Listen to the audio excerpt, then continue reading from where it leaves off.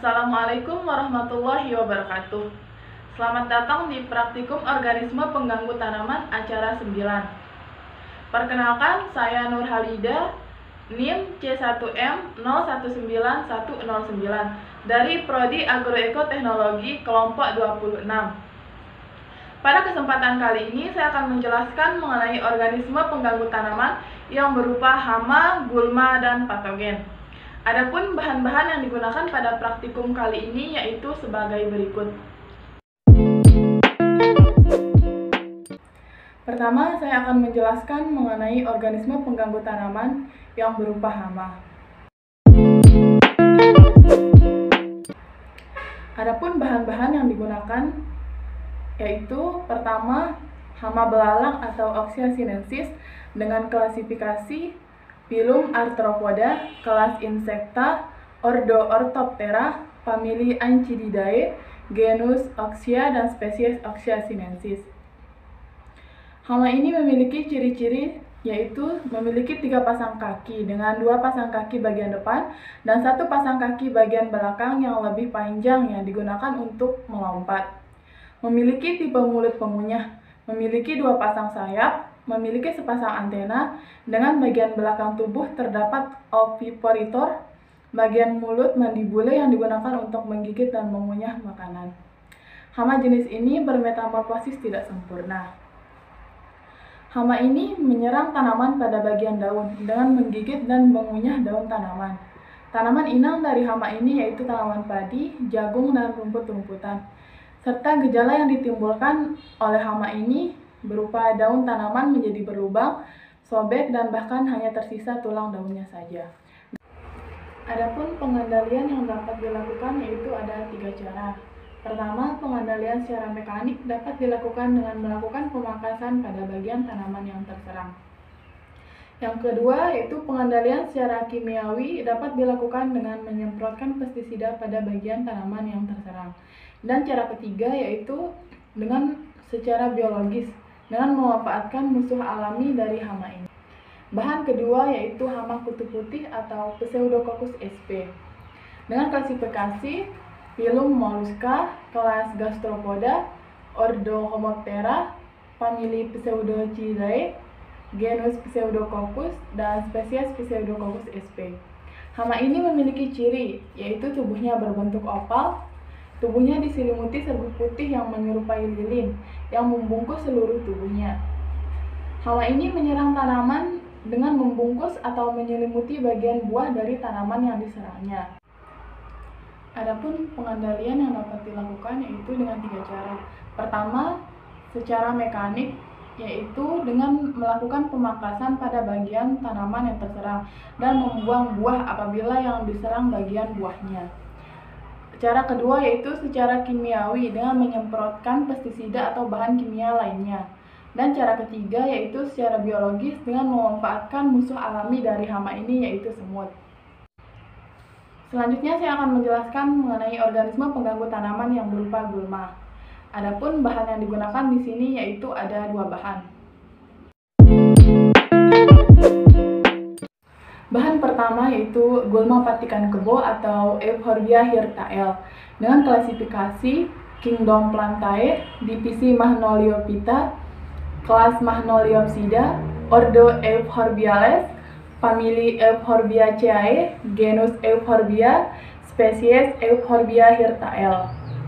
Ciri-ciri dari gulma ini yaitu termasuk gulma yang berdaun sempit, ditumbuhi bulu-bulu halus pada bagian batangnya, terdapat bercak berwarna kemerahan pada daun dengan susunan daun saling berhadapan, memiliki bunga yang tergolong ke dalam kelompok bunga majemuk, dan memiliki biji yang berwarna merah kehijauan atau kecoklatan, serta memiliki akar tunggang. Adapun kerugian yang diakibatkan oleh gulma ini yaitu dapat menghambat dan mengganggu pertumbuhan serta perkembangan tanaman budidaya. Pengendalian yang dapat dilakukan yaitu secara mekanik dengan mencabut langsung gulma tersebut dan secara kimiawi dengan menggunakan herbisida.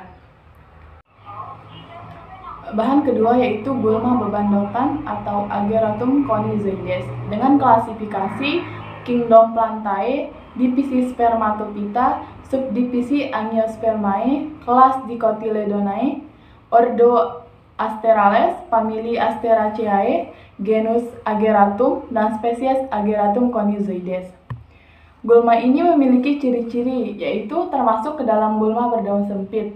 Daunnya bertangkai, helaian daun berbentuk bulat dan memiliki beberapa rambut halus. Memiliki bunga yang tergolong ke dalam kelompok bunga majemuk. Adapun kerugian yang diakibatkan oleh gulma ini yaitu terganggunya pertumbuhan tanaman karena unsur hara, air, cahaya matahari, dan lain-lain harus terbagi. Pengandalian yang dapat dilakukan yaitu dengan melakukan pencabutan langsung pada gulma tersebut, membersihkannya dengan alat-alat pertanian, menanam tanaman sela untuk mencegah tumbuhnya gulma ini, dan secara kimiawi menggunakan herbisida. Selanjutnya saya akan menjelaskan mengenai organisme pengganggu tanaman yang berupa patogen. Adapun bahan-bahan yang digunakan sebagai berikut.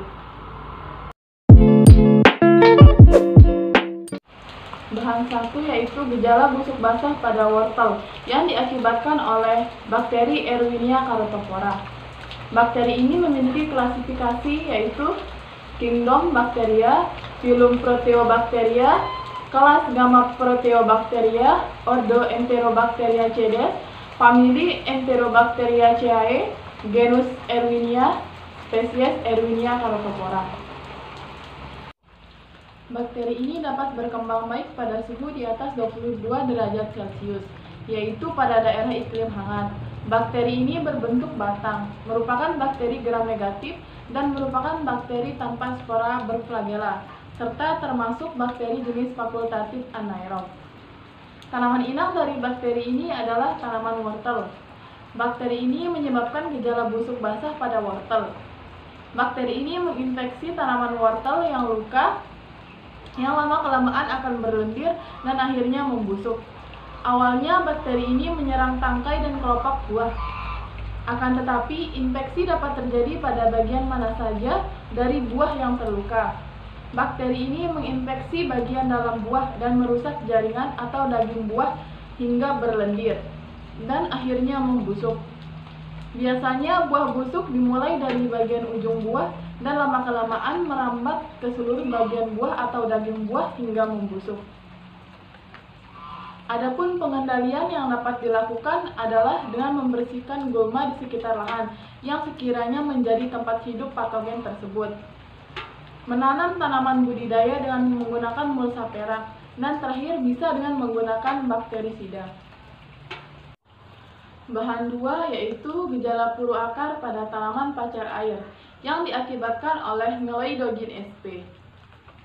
Dengan klasifikasi yaitu Phylum Nemathelminthes, kelas Nematoda, subkelas Saccharomyces, ordo Tilencina, famili Heteroderidae, genus Meloidogyn, dan spesies Meloidogyn sp. Tubuh nematoda betina menggelembung seperti buah pir atau jeruk, dengan bagian anterior memanjang, serta termasuk ke dalam nematoda endoparasit sedentari. Tanaman inang dari patogen ini adalah tanaman pacar air dan kacang tanah. Patogen ini menginfeksi akar tanaman pacar air dan menyebabkan gejala puru akar pada akar tanaman yang berupa benjolan-benjolan pada bagian akarnya.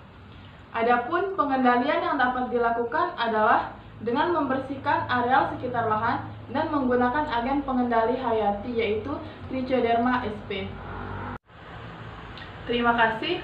Wassalamualaikum warahmatullahi wabarakatuh.